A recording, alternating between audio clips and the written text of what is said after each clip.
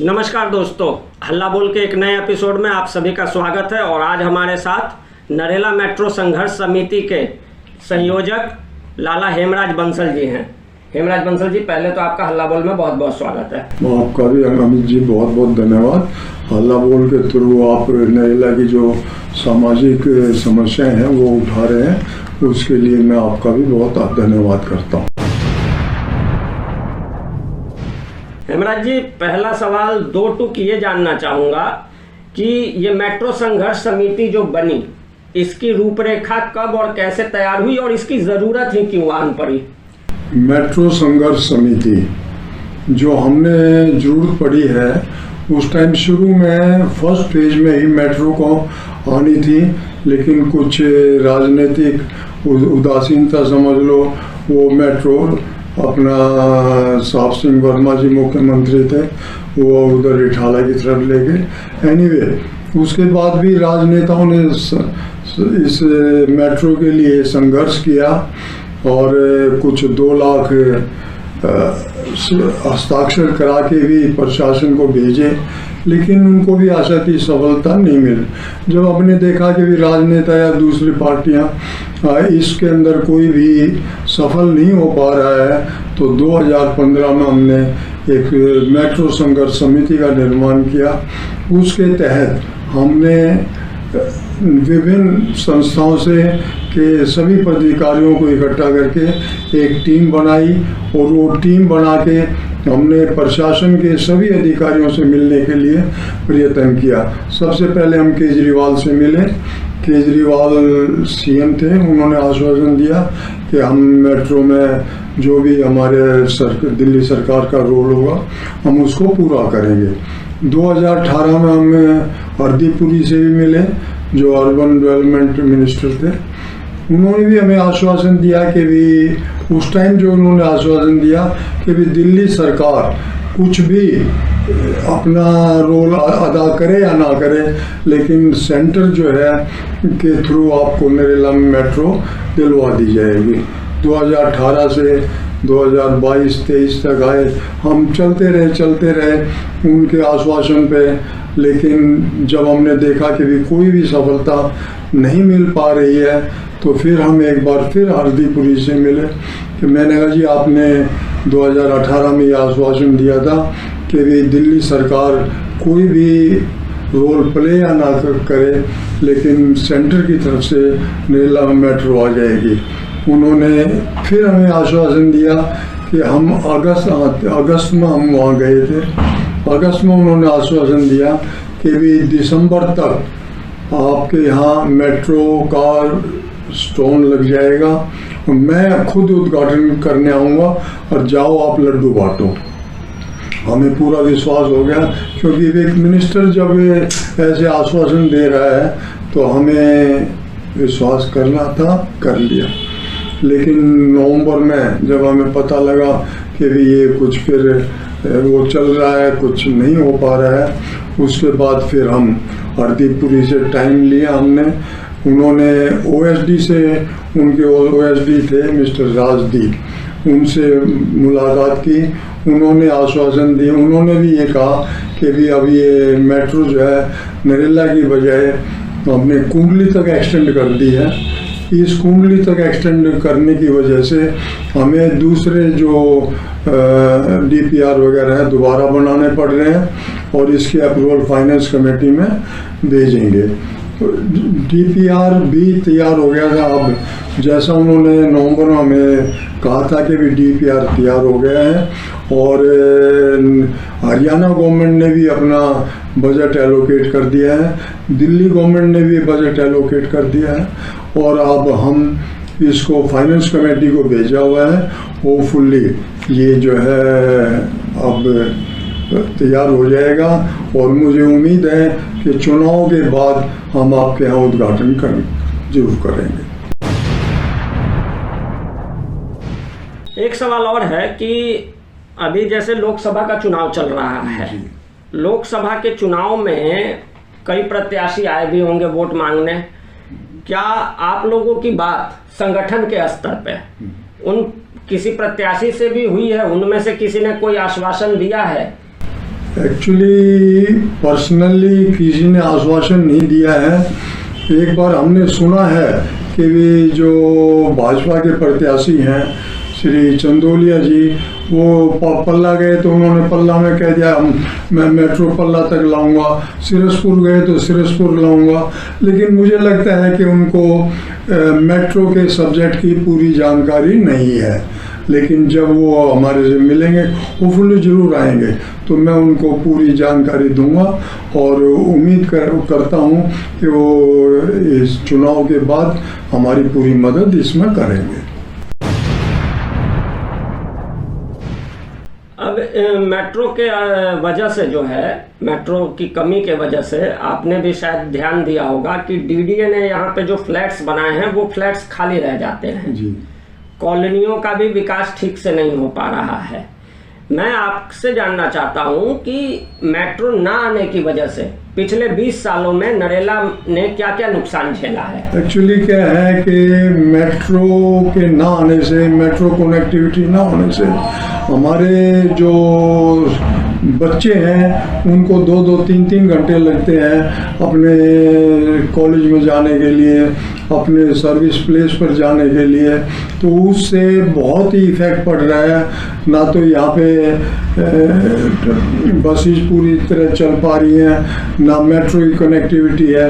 इस वजह से लोग बाग यहाँ हताश हो गए हैं और यहाँ पलायन करने की कोशिश कर रहे हैं। लोग बाग यहाँ से जा रहे हैं क्योंकि उनके बच्चों का भविष्य अधर में पर लटका हुआ है। ना वो इधर जा पा रहे हैं, ना इधर पा रहे हैं। अगर जो एक बार मेट्रो आ जाती है और कनेक्टिविटी हो जाती है तो मैं समझता हूँ कि जो डीडीए के फ्लैट्स हैं वो भी रिवाइव हो जाएंगे, जो कॉलोनाइजर्स हैं उनको भी फायदा होगा और मैं समझता हूँ होपफुली जल्दी ही ये काम होने वाला है। नरेला जो है 25-26 गांवों से घिरा हुआ है आसपास। आप लोगों ने पीछे नरेला विकास संगठन के मंच से भी कई बुनियादी विकास के कामों के लिए आवाज उठाई जी। अब उनमें से कुछ कामों की यथास्थिति क्या है ये पब्लिक जानना चाहेगी। मसलन आप लोगों ने नरेला विकास संगठन के मंच से एक आवाज उठाई थी कि बस टर्मिनल को जो है वो नरेला के भीड़ भरे बाजार से बाहर ले जाया जाए और एक बस टर्मिनल की प्रॉपर स्थिति हो। दूसरा मुद्दा रहा था उस समय कि जो सब्जी मंडियां हैं इनके लिए भी जगह अलॉट की जाए। और तीसरा समस्या जो थी वो थी जाम की। तो जाम के लिए भी आप लोगों ने कई बार आवाज उठाई, कई बार अधिकारियों से मिले। इन तीनों समस्याओं की वस्तु स्थिति अब क्या है? एक्चुअली क्या है कि जो बस टर्मिनल है शिफ्ट तो कर दिया गया, लेकिन उसको जंक यार्ड बना दिया गया, उसको प्रॉपरली शिफ्ट नहीं किया गया। उसके लिए भी हमने बहुत पत्राचार किए हैं और अभी तक उसमें हमें आशातीत सफलता उसमें नहीं मिल पा रही है। लेकिन हमारा संघर्ष जारी है बस टर्मिनल के लिए भी और जाम की समस्या के लिए भी। एक बार 1 वे ट्रैफिक कर दिया गया था, लेकिन वो भी टाइम बिंग रहा, उसका भी पूरा वो नहीं हो पाया। तो उसके लिए हमारा संघर्ष अभी जारी है, हम जाम की समस्या के लिए भी। और सबसे बड़ी समस्या क्या है कि यहाँ पर हमारे नरेला में एट प्रेजेंट आप तो जानते हो कि 35-36 गांव से घिरा हुआ है। उसके अलावा 80% लोग बाहर से आए हुए हैं। उनको लोकेशन का नहीं पता कि मेन बाजार कहाँ है, बस टर्मिनल कहाँ है, नरेला मंडी कहाँ है। एशिया की सबसे बड़ी एशिया की मंडी का 80% लोगों को ये नहीं पता किस जगह लोकेटेड है। तो हमने इसके लिए भी प्रयास किया हुआ है कि भी ये जो मेन बाजार का है इनका एक द्वार बनाया जाए ताकि लोगों को पता लगे कि भी ये मेन बाजार है। मेन बाजार 1908 में का बना हुआ सबसे प्राचीन मेन बाजार है और ये मेन बाजार जो है नरेला की चांदनी चौक की तरह है। यहाँ की 35-36 गांव जितने भी यहाँ आते हैं सब नरेला में खरीदारी करते हैं और इसका अब 80% लोग जो बाहर से आए हुए हैं उनको भी ये पता लगना चाहिए कि मेन बाजार कहाँ लोकेटेड है। उसके लिए भी हमने MCD से संघर्ष वो किया हुआ है, पत्राचार के भी इनके द्वार चिन्हित किए जाएं ताकि लोगों को असुविधा ना हो। अब बात आती है एमसीडी की। एमसीडी से व्यापारी वर्ग का सीधा रिश्ता होता है, क्योंकि आप कई सालों से, कई दशकों से आप व्यापार में भी जुड़े हुए हैं। आप नरेला मेन बाजार एसोसिएशन के प्रधान भी रह चुके हैं। मैं ये जानना चाहूँगा आपसे कि आज जो नरेला के बाजारों में जो भीड़ दिखती है, जो दुकानों के बाहर जो अतिक्रमण दिखता है, लोगों के पैदल चलने के लिए रास्ता नहीं बचता, इसका प्रभाव हो न हो दुकानदारों की दुकानदारी पे भी पड़ता है। तो इसके लिए क्या कोई रूपरेखा, कोई ब्लूप्रिंट बनाया गया है कि व्यापारियों को क्या क्या सुविधा मिलनी चाहिए? उसमें क्या सुविधाएं आपको जनप्रतिनिधियों की तरफ से मिली है? एमसीडी का क्या सहयोग मिला है और कौन सी समस्याएं अभी भी जस की तस हैं? एक्चुअली हमने इसके लिए डीसी नरेला जोन से मीटिंग, कई बार मीटिंग कर चुके हैं। और वो मीटिंग का असर क्या होता है, जब मीटिंग करते हैं 2-3 दिन तक तो उसका असर रहता है। जाम भी हटा दिया जाता है, पब्लिक प्लेसेस पे जितना भी रेडी पटड़ी वाले होते हैं उनको हटा, लेकिन उसके बाद फिर पोजीशन उसी तरह हो जाती है। और इसमें हम भी, दिल्ली पुलिस वाले भी और एमसीडी वाले भी, सबका ये कहना है कि भी आप साथ चलो, हम जाम की समस्या को दूर करेंगे। लेकिन मेरी समझ में नहीं आता कि हम लोग क्यों उसके अंदर पार्टी बने। पार्टी बनना है तो इसको एमसीडी को बनना चाहिए, दिल्ली को, इसको पुलिस को बनना चाहिए, लेकिन उसकी बजाय वो हमारे ऊपर डाल देते हैं। और होता क्या है कि कई बार हम साथ जाते हैं, दुश्मनी हो जाती है आपस में कि भी आप व्यापारी भाई हो, आप व्यापारी भाई हो, क्यों एक दूसरे की वो करते हो। तो वो बात फिर वहीं की वहीं रह जाती है। और एमसीडी से भी हमें प्रॉपर कोऑपरेशन नहीं मिल पा रहा है। वो आश्वासन दे देते हैं कि भी ये हम करेंगे, लेकिन वो करने के सोबत। अच्छा हेमराज जी, एक आखिरी सवाल जानना चाहूंगा कि क्या इन सारी समस्याओं को लेकर कभी भी आप लोग दिल्ली के उपराज्यपाल को आप लोगों ने कोई शिकायत भेजी? और इसी में एक ये भी जानना चाहूंगा कि अगर एक समुचित, अगर सर्वांगीण तौर पे अगर देखा जाए कि नरेला में 5 मुख्य समस्याएं जानना चाहें हम, जिन पे तत्काल काम होने की जरूरत है, तो वो 5 क्या समस्याएं आप बताएंगे? एक्चुअली क्या, समस्याओं के बारे में भी हम एलजी से मिल चुके हैं, उनको रिटर्न लेटर भी दे चुके हैं। सबसे बड़ी समस्या हमारे यहाँ नरेला में जाम की है।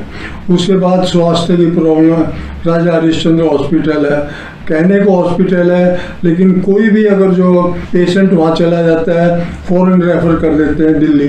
अरे हॉस्पिटल क्या रेफर करने के लिए थोड़ा ही है वहाँ पे, वहाँ कोई भी ना तो मेडिसिन की सुविधा है, ना डॉक्टर्स की सुविधा है, कोई सुविधा नहीं है, ना एजुकेशन की सुविधा है यहाँ पे, ना मेट्रो की सुविधा है। ये 5-6 मेन सुविधा है।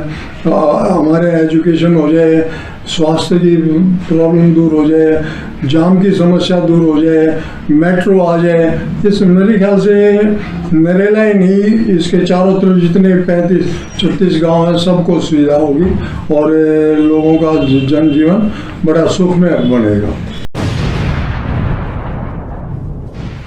अच्छा, एक आखिरी सवाल लेता हूं पॉलिटिकल काउंटर क्वेश्चन की तरफ। आपने अभी अभी बताया कि यहाँ पे शिक्षा की कमी, स्वास्थ्य सुविधाओं की कमी, लेकिन ये दोनों ऐसे मुद्दे हैं जिसके लिए दिल्ली की सरकार, आम आदमी पार्टी की जो सरकार है, वो कहती है कि दिल्ली में शिक्षा के मामले में हमने बहुत अच्छा काम किया। मोहल्ला क्लिनिक का उदाहरण दे के कहते हैं कि हमने स्वास्थ्य के नजरिए से बहुत अच्छा काम किया। तो क्या नरेला में मोहल्ला क्लिनिकों की कमी है? और क्या स्कूलों में, यहाँ जो सरकारी स्कूल है, क्या उनमें शिक्षा का स्तर बेहतर नहीं हुआ है? और अगर नहीं हुआ है तो आपके लोकल विधायक से क्या इस बारे में बात हुई है और उनका क्या पक्ष रहता है? इसके बारे में भी मोहल्ला क्लिनिक सिर्फ पेपर पे है और एजुकेशन में स्कूलों का भी तस मस कोई भी चेंज नहीं आई है। जैसे पहले थे वैसे ही आज भी हैं।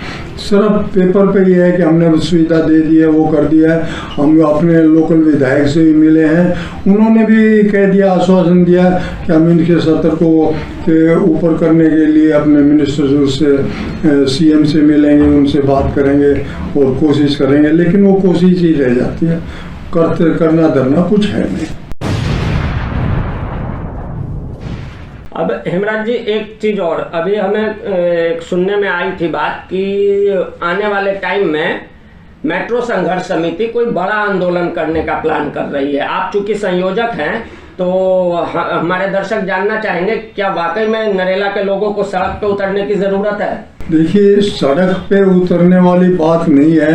अब हमने प्लानिंग बनाई है कि इन इलेक्शंस के बाद एक हम सभी गांव के प्रतिनिधियों को इकट्ठा करके एक गोष्ठी या एक मीटिंग करेंगे और उसमें डिसीजन लेंगे कि भी अगर जो चुनाव के बाद भी मेट्रो का कोई प्रोसेस नहीं हो रहा है तो हम उसके लिए पूरा आंदोलन की तैयारी कर रहे हैं।